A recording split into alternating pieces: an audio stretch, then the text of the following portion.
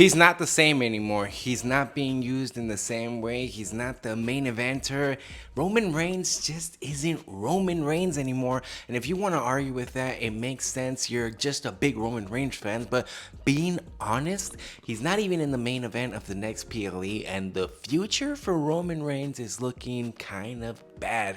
Right now, everything is pretty much shifted away from them and they continue to grow on with the bloodline. Now we got a few hints that even Bronson Reed is Samoan. I mean, how many other people can be Samoan at this point? Welcome to Ringside Riffs by Andres Cortes, and let me just jump into why Roman Reigns is no longer going to be relevant in the next few years. Yes, from the rising top, from the glimpse of glory, from having the longest streak alive in modern era, to now being nothing else but a mid-card B-plan, nothing to revolve. We all know that the time with Roman Reigns is short. He isn't a main eventer anymore. He's not even full-time, and with that said, they're taking away his spots. We have to look and take it with an honest grain of salt. His time here at the WWE is ticking. It isn't long between now and then that it's gonna be like The Rock.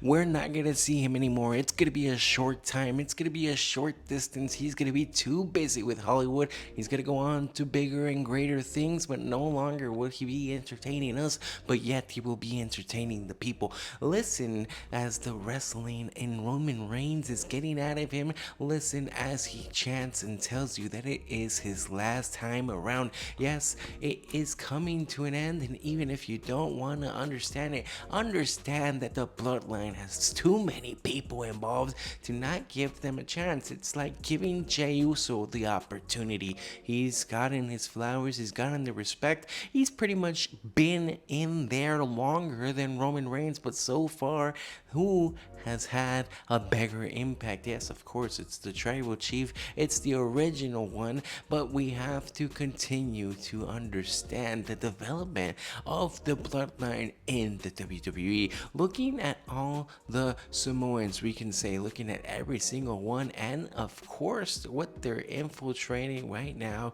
with everything. Already, Mr. Big Jim has a kid coming into the way. Another sign of the fact that this bloodline runs deep and will continue to run pretty much until the end of time or until the end of wrestling itself. Now, why is this important for Roman Reigns? Well, it's just his time is ticking. We've given Jey Uso the opportunity. How much longer can we hold on until we gave Jacob Fatu, Tala Tonga, Tama Tonga, and of course Solo Sikoa, all these and more being raised up? When are we going to give JC Mateo his own opportunity? Now, Bronson Reed being one more of the tribal warriors, they have this war going on and they are all up together. Now, he was on top of it. He was the champion. He was what we all described as the tribal chief, but his days of that gimmick are pretty much over. Let me know your favorite tribal chief moment. Let me know about Roman Reigns and why you love him or why you hate him, and we'll be digging down deeper in the next episode. I'll read the comments. I'll comment down below. We'll have an interaction. Leave a like, of course. It helps out. But continuing in this, Roman Reigns' time as the tribal chief, that gimmick has come to an end. We're looking at something new. He's the solo warrior. He's pretty much the mentor, the person that's gonna get behind Jey Uso and support him, the person that's gonna get behind his family, because it's all about the family now. It's all about raising up the family, bringing them all up, and it's all about the bloodline. We have the same reminiscing echoes of The Rock at this point, because The Rock, he's not in it right now for the titles. He's not in it for the glory. He's of course in it to raise up what could be said as a business value. Right now, the business value for Roman Reigns is of course his family.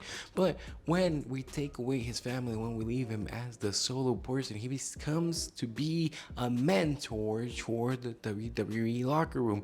That could be an exciting new development period of his strategy, but at this time he is stuck facing division. Yes, good things are coming because he obviously has something brewing with Seth freaking Rollins. He has the match coming up with Bronson Reed. We probably will get a Braun Breaker against Roman Reigns, and whatever happens with the retaliation of a Paul Heyman and a Roman Reigns. I mean, that already in itself has filled up his books for the next coming year already, all the way up to WrestleMania. You can already judge and point out who's gonna be in what fight. But it's coming to say the WWE can't leave Roman Reigns out of any type of match, out of any type of important thing.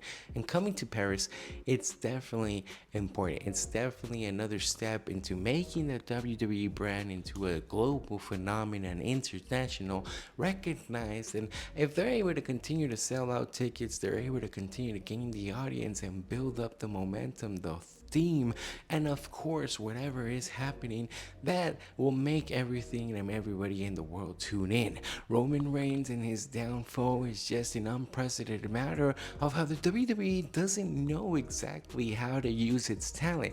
It's becoming too big for its own good. It's having too much talent for its own right, and at the moment they just can't seem to find a space for the main eventer to be in the main event. Right now, he's already being left out, and of course, you're coming to the conclusion what can be happening at WrestleMania, Royal Rumble, and everything in between. I mean, the guy was pretty much the guy for the years, and now we're seeing him being pushed back, giving other opportunities to other people, and sometimes it doesn't even become credible because those people, if that ever happens, such as an LA night, such as those glimpses for Jacob Fatu, the opportunity they gave to Jay Uso, I mean, they're not going to be as concrete, as longevity as what was prolifically what for Roman Reigns. He established himself as being a champion. He established himself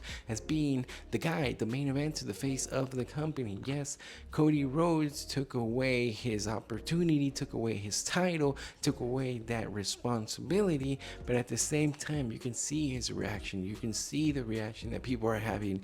The babyface Roman Reigns per se, the way he's playing with the crowd, the way he acknowledges that he's not being booed anymore. He's actually being acknowledged because he's being loved by everybody. But it has come down to an end. He is just a ticking time bomb to where we can say it is no longer gonna be his responsibility. He is no longer be involved in the shows. He will no longer be in the PLEs for upcoming things.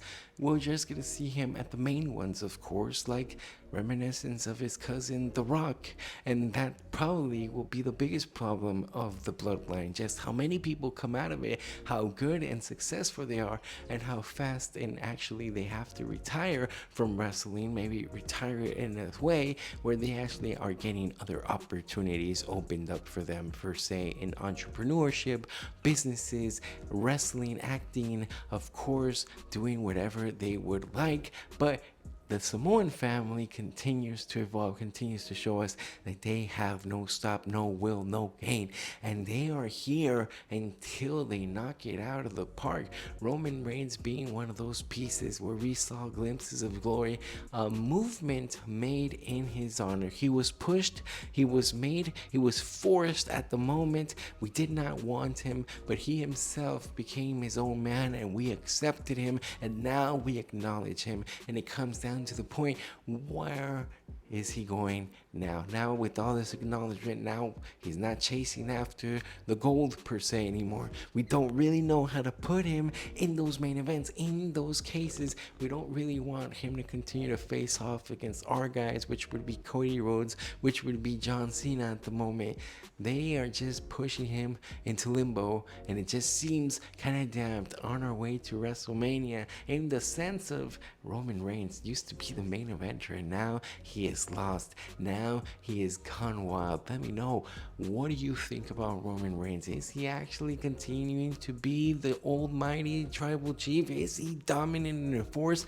Will he actually continue to just pick up wins after wins even without titles? How long will we continue to see him?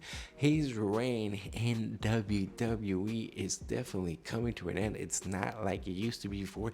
He's not shown as often, and now these matches start to seem a little bit hazy, a little bit incoherent. And where are we heading next? The bloodline continues to shift, continues to grow, continues to show us how many members are actually skillful, willingful, and looking for title opportunities, looking to cement themselves. Who could it be that the bloodline is the next proverbial person to put themselves there? Jake Fat 2 has already made a dent in the state with the crowd, with his actions, with himself. Of course, Jey Uso, with made himself known, has gotten his opportunity, has already cemented himself as a Hall of Famer. Jey Uso, Jim Uso, both of them, the Usos, are obviously a tag team recognized into forever. Tala Tonga, being as tall as he is, we have yet to see the full potential, and I'm excited to see whenever we start actually giving a Tala Tonga push. And of course, we had Tama Tonga, they were out, they were unstable, they already had their prestige, their tag team moment. They were pretty much, when they came into the wrestling world, into the WWE, they were giving those tag team titles, and it was just pretty shocking how fast and it all developed. Solo Sikoa now, United States title, he continues to grow, he continues to evolve, he continues to show himself off, and it's just never ending with the bloodline. Thank you for watching.